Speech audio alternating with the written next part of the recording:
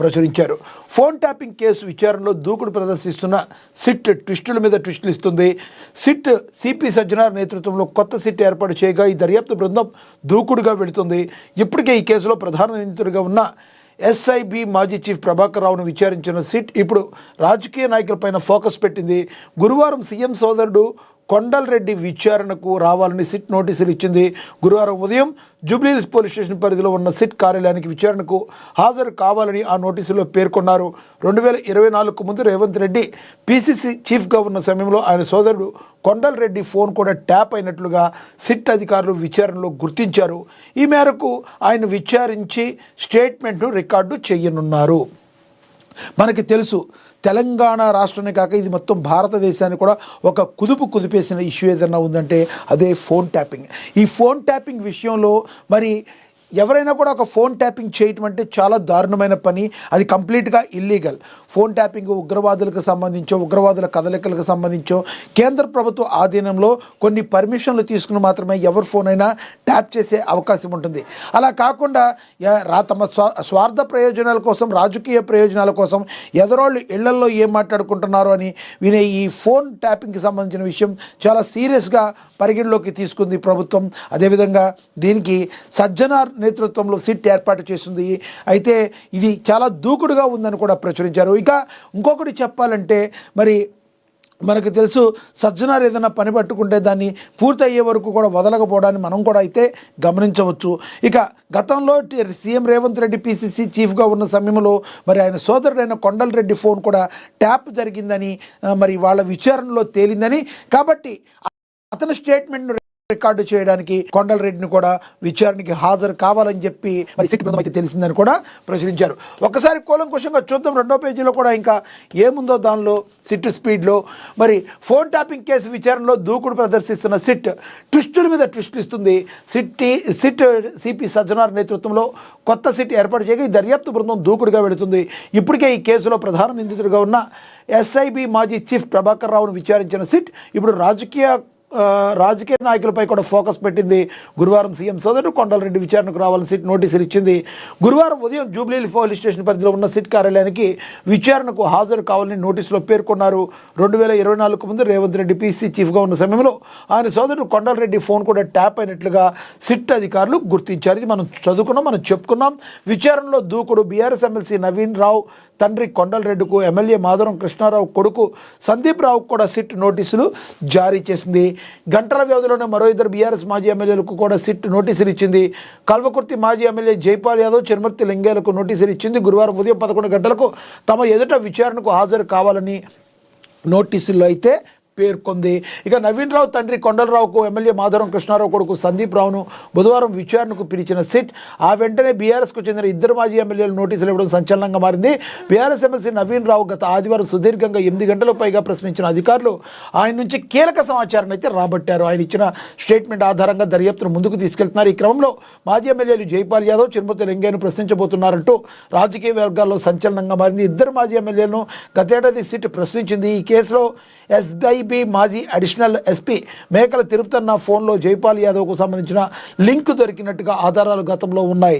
మరి ఎంతమంది లింకులు, ఇందులో ఎవరెవరు ఉన్నారు అనేది మరింతకాలంలో ఇంకా మరింత మంది పేర్లు కూడా బయటకు వచ్చే అవకాశం ఉన్నట్టుగా మరి అంటారు కదా, తీగ లాగితే డొంక కదులుద్దన్నట్టుగా మరి ఆ రకంగా తీగ లాగితే ఇంకా మరింతమంది పేర్లు బయటకు వస్తాయో అని ఒకళ్ళకొకళ్ళు మరి మాట్లాడుకున్న పరిస్థితి. కొంతమంది తమ ఫోన్లే ట్యాప్ అయినందుకు మరి లీడ్ దొరికినా కూడా వాళ్ళ రికార్డులు కూడా స్టేట్మెంట్ చేస్తున్నారు, తీసుకుంటున్నారు, రికార్డ్ చేస్తున్నారు. ఎందుకంటే లైక్ గతంలో సీఎం రేవంత్ రెడ్డి పిసిసి చీఫ్గా ఉన్న సమయంలో అతని తమ్ముడి ఫోన్ కూడా రికార్డ్ అయింది. అదేవిధంగా వీళ్ళ ఫోన్లు కూడా ట్యాప్ అయినాయి. ఈ రకంగా ఫోన్ ట్యాపింగ్ కేసుకు సంబంధించి అత్యంత దూకుడుగా అయితే సజ్జనార్ నేతృత్వంలో మరి సిట్ అయితే ముందుకు వెళుతుంది. మరి దీనికంటూ ఒక సమస్య పరిష్కారం దొరికి ఎవరైతే గతంలో తప్పులు చేశారో వాళ్ళందరూ కూడా శిక్షార్హులు అవుతారని మరి ప్రజలు కూడా భావిస్తున్నారు. చూడాలి మరి రానున్న రోజుల్లో ఇది ఏ మేరకు ఇంకెంత ముందుకు వెళ్ళబోతుంది అనేది మనం చూడాల్సిన పరిస్థితి. ఇక గిరిజన గడ్డపై క్రీడా వైభవం అట్టహాసంగా అండర్-17 జాతీయ కబడ్డీ పోటీలు ప్రారంభించిన మంత్రులు వాకిటి శ్రీహరి, సీతక్క. గిరిజన ప్రాంతంలో జాతీయ స్థాయిలో పోటీలు రాష్ట్ర ప్రభుత్వ క్రీడా విధానానికి నిదర్శనం క్రీడా శాఖ మంత్రి వాకిటి శ్రీహరి తెలిపారు. భద్రాద్రి కొత్తగూడెం జిల్లా మారుమూల ఏజెన్సీ ప్రాంతం పిరపాక మండలం ఏడళ్ల బయ్యారం జిల్లా పరిషత్ ఉన్నత పాఠశాల ప్రాంగణంలో 69వ ఎస్జీఎఫ్ అండర్-17 బాలుర జాతీయ కబడ్డీ ఛాంపియన్షిప్ పోటీలు బుధవారం ప్రారంభమయ్యాయి.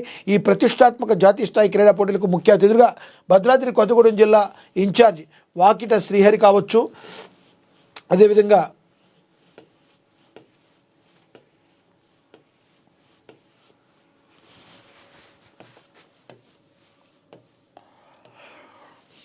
మంత్రి సీతక్కలు కూడా హాజరయ్యారు. ఈ సందర్భంగా మంత్రి వాకిటి శ్రీహరి మాట్లాడుతూ తెలంగాణ గడ్డపై ముఖ్యంగా మారుమూల గిరిజన ప్రాంతంలో జాతీయ స్థాయి కబడ్డీ పోటీలు నిర్వహించడం రాష్ట్ర ప్రభుత్వ క్రీడా విధానానికి నిదర్శనమన్నారు. ముఖ్యమంత్రి నాయకత్వంలో గ్రామీణ ప్రాంతాల నుంచి ప్రతిభావంతులైన క్రీడాకారులు వెలుగులోకి రావాలనే లక్ష్యంతో ప్రభుత్వం పనిచేస్తుంది. కబడ్డీ వంటి సంప్రదాయ క్రీడలు యువతలో శారీరక దృఢత్వం, క్రమశిక్షణ, జట్టు భావనను పెంపొందిస్తాయని ప్రభుత్వం క్రీడాకారులను అన్ని విధాల అండగా నిలుస్తుందని అయితే చెప్పారు. గిరిజన ప్రాంతాల్లో క్రీడాభివృద్ధికి చెందినట్టయితే అక్కడ సరైన దిశ లభిస్తుంది. ఏడూర్ల బయ్యారం జీవితంలో జాతీయ స్థాయి కబడ్డీ పోటీలు జరగడం ఇక్కడ విద్యార్థుల జీవితాల్లో కొత్త ఆశలు నింపుతుంది. క్రీడలు గెలుపోటమికే పరిమితం కావని అవి జీవితానికి అవసరమైన క్రమశిక్షణ, ధైర్యం, ఆత్మవిశ్వాసాన్ని కూడా పెంపొందిస్తాయనేది చెప్పారు.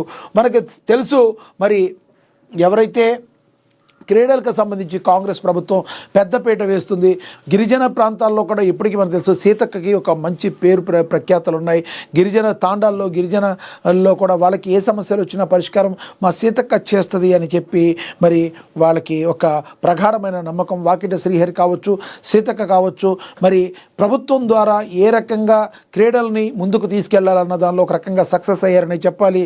మరి ఈ రకంగా బాలుర కబడ్డీ పోటీలు ముందుకు తీసుకెళ్లడం ద్వారా మరి ఒక రకంగా చెప్పాలంటే క్రీడలు అనేవి శారీరక దృఢత్వానికి, మానసిక ఉల్లాసానికి మరి చాలా ఇంపార్టెంట్గా ఉంటాయని మనందరికీ కూడా తెలుసు. ఈ రకంగా కాంగ్రెస్ ప్రభుత్వం క్రీడల పట్ల మక్కువ చూపుతున్న మరి ఎంతోమంది బాలబాలికలందరికీ కూడా మరి ఒక మంచి చేసే కార్యక్రమాన్ని తీసుకెళ్తుంది. దీనందరం కూడా మనం మరి స్వాగతించాల్సిన అవసరం అయితే ఉంది. ఇక తెలంగాణలో కొత్త పార్టీకి స్పేస్ లేదు. మరి నప్పుడు చాలా కష్టం. కవిత కొత్త పార్టీ అంశంపై మండలి చైర్మన్ గుత్తా సంచలన వ్యాఖ్యలు చేశారు. చిరంజీవి, దేవేంద్ర గౌడ్లు పార్టీలు ఏమయ్యాయో చూశాం కదా. రాజీనామా చేసిన ఎమ్మెల్సీ స్థానానికి ఇప్పట్లో ఎన్నిక జరగదని గుత్తా సుఖేందర్ రెడ్డి అయితే చెప్పుకొచ్చారు. తెలంగాణలో కొత్త రాజకీయ పార్టీకి స్పేస్ లేదని, పార్టీని పెట్టుడు ఈజీ కాదని, నడుపుడు నిలబెట్టుడు చాలా కష్టమని శాసనమండలి చైర్మన్ గుత్తా సుఖేందర్ రెడ్డి అన్నారు. తెలంగాణ జాగృతిని రాజకీయ పార్టీగా మార్చనున్న కవిత నిర్ణయంపై శాసనమండలి చైర్మన్ గుత్తా సుఖేందర్ రెడ్డి స్పందించారు. ప్రస్తుత పరిస్థితుల్లో తెలంగాణ రాష్ట్రంలో కొత్త పార్టీ స్థాపించి నిలబెట్టుకోవడం కష్టమని, గతంలో చిరంజీవి, దేవేంద్ర గౌడ్ వంటి పార్టీలు స్థాపించి ఎలాంటి అనుభవాలు ఎదుర్కొన్నారో చూశారని గుర్తు చేశారు. కవిత రాజీనామాను వ్యక్తిగత నిర్ణయంగా ఆమోదించినట్లుగా తెలిపారు. కవిత రాజీనామా